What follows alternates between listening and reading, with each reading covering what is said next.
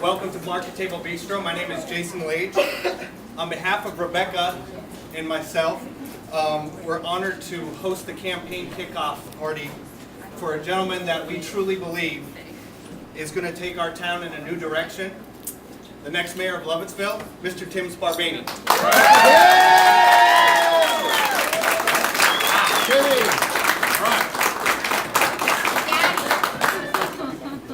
Well, thank you guys for coming. I really appreciate it. It means a lot to me to see you all here.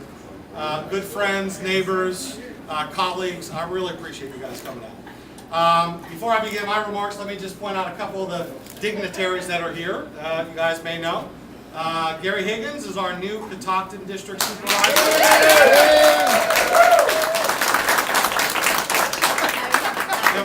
Janet Clark is our new Blue Ridge District Supervisor. We have Jill Turgeon is here, the new Blue Ridge School Board member in the back there. We also have former supervisor Mick Staton, who is here.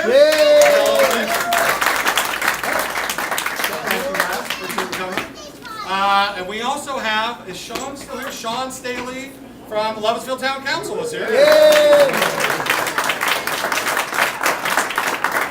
And I'm hoping I didn't miss anybody.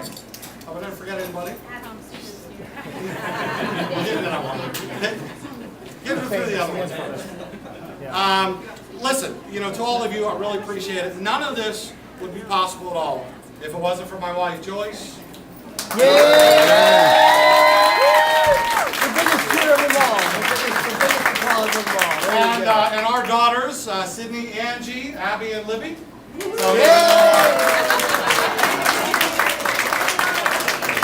you may have met Sydney by the door. She's growing up a little fast, so she did our help there. Abby's been wearing the princess crown now for about 4 months. Funny how that works. Libby keeps stealing the princess crown from her to try to wear it herself, but that's always good. But we have two. God. Okay? My adorable daughter Angelina here just celebrated her 10th birthday. Anyway, listen.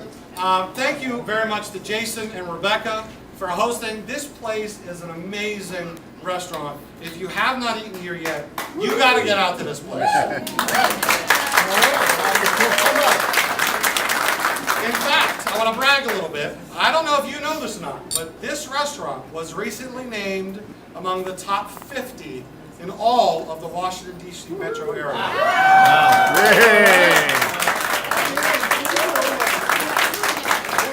Now, these are the kinds of things that we can do here in Lovettsville. These are the exact kinds of things that we can do here in Lovettsville. Okay, anyway, the simple truth of the matter is, the worst kept secret probably in all of Lovettsville, I'm running for mayor.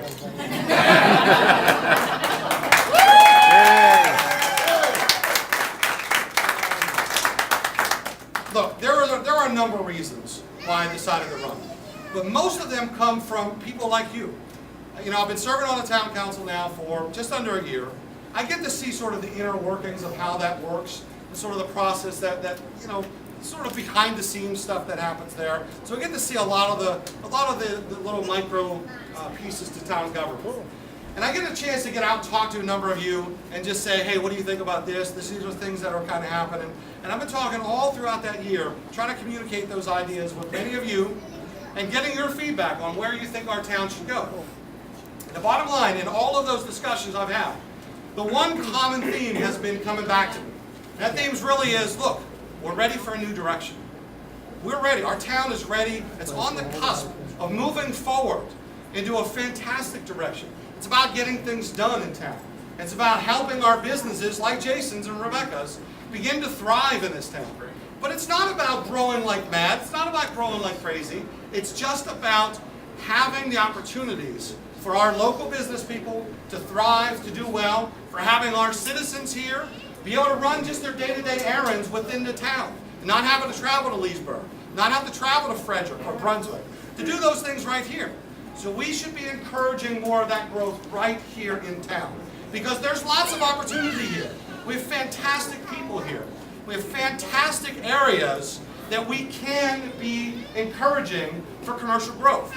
This street right here is a prime example. You know, I mean, everybody talks about the town center, and that's certainly a possibility, but that's not the only possibility. That's not the only focus that we have. Okay, town center, certainly we need to be pushing that. We need to be pursuing those, those businesses so that that construction starts, certainly. But right here on this road, there are ample opportunities. When we have a building that comes up for rent, that building in our plan is designed to go commercial. Okay?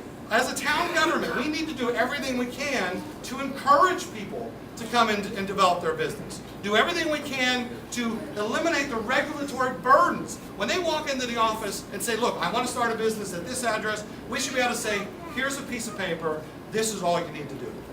And it should be that simple. It can be that simple. Okay, in a town our size, these are the things that people are looking for. In addition to that, we have a wealth of talent right here. We know about the town center. We know that we've been trying to get a grocery store at the town center, and things like that. We all know that. Everybody knows that.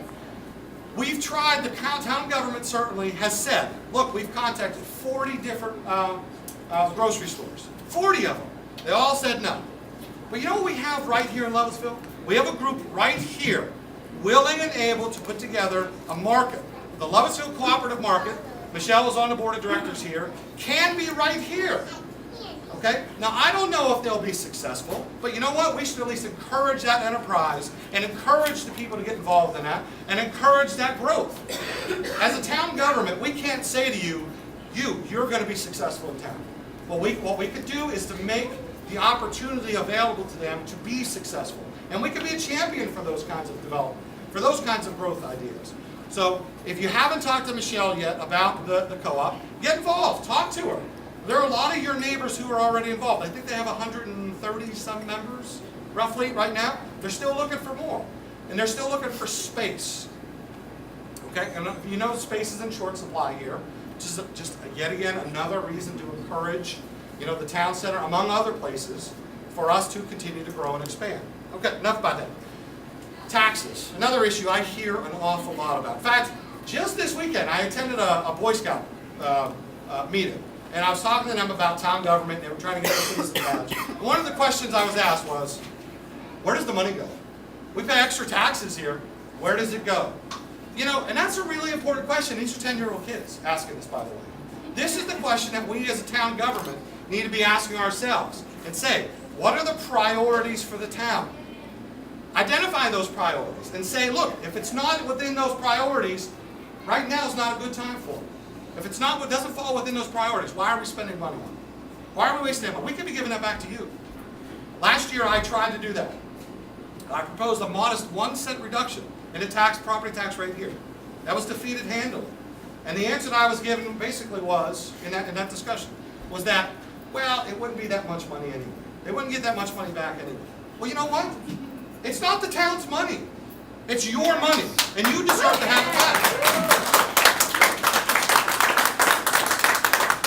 So as mayor, you really have to start looking at those priorities and then working those priorities into the budget process and really go from there.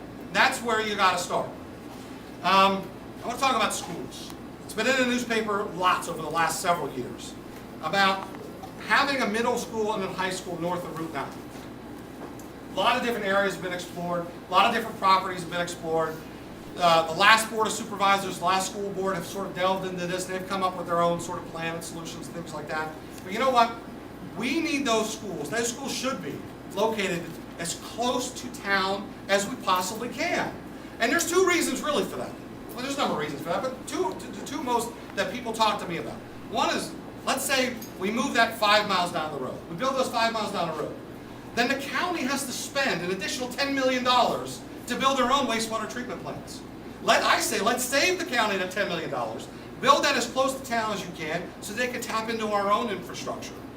Okay, win-win. The county saves their $10 million, the town benefits by increased revenues from the water supply. We have tremendous excess capacity. In fact, those that are familiar with it or know why that third module was built. And we have the excess capacity to support that. But in addition to that, I had a daughter who had to ride on the bus for 1 hour and 15 minutes one way as an 11-year-old with high school seniors to get to middle school. Where's the community in that? Okay? We need the community schools back again. There's no reason why that school, the new schools that are north of Route 9 can't be located just outside of town, or as close to town as possible. Okay, that's another. So last.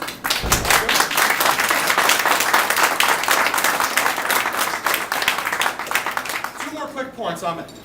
Parks and projects. We have this beautiful 92-acre parcel of land that the town helped pay for. The town in 2004 spent $200,000 of its own money to buy this land. But we've been denied from the Board of Supervisors funding on that because, you know what, we're not Ashburn.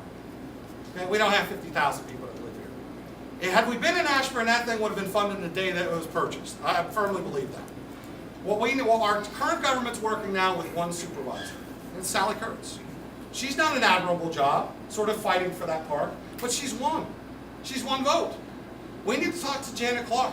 We need to talk to Gary Higgins, Scott York, and we need to get 5 votes that says, okay, we're willing to look at the budget, even though we have trouble in budget times, even though that the dollar is stretched thin. We need to look at those and get 5 votes and say, okay, it's time. 8 years has been long enough. They've waited long enough to get that funding. Now's the time. So I encourage you guys now, when you're about to start your budget deliberations, when you're there, look at Lovettsville. Please. Okay? Look at Lovettsville. It's been long enough. 8 years has been long enough.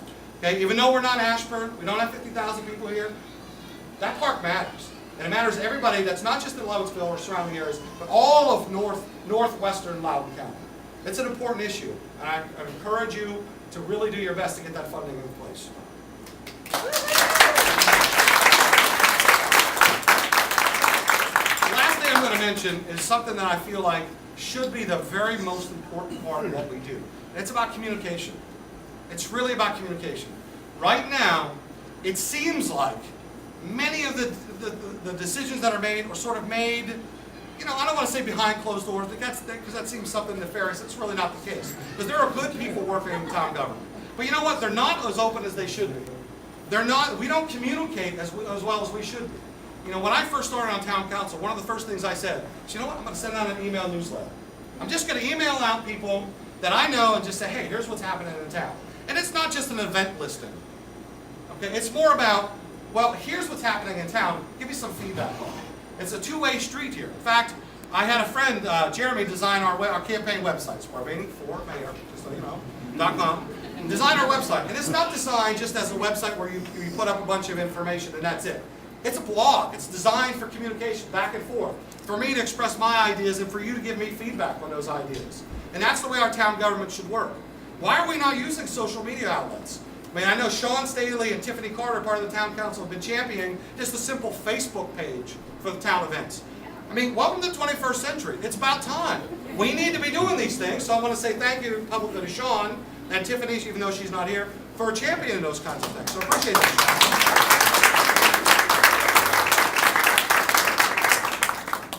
Look, the final thing I'm just going to say is, look, our town government needs to be more open, more transparent. And that's a catchphrase, you hear that all the time. But look, that's reality. It needs to be more transparent, more responsive to our needs, and more user-friendly. When you come into the office, you have a simple question, you just want a simple answer. When you're a business owner, you come into the office, you have a problem, you have a million things swirl around in your head, and you just want something done. And we should be able to be user-friendly and just say to them, look, we're here to help you in any way we can. Okay? But that back and forth dialogue is key to the success of our town. That's why we're saying right now, look, it's time for a new direction. I hope you'll join me very much, because I'm going to need your time, your efforts. Talk to your friends, talk to your neighbors. Join me and help lead towards a new direction. Thank you guys for coming out.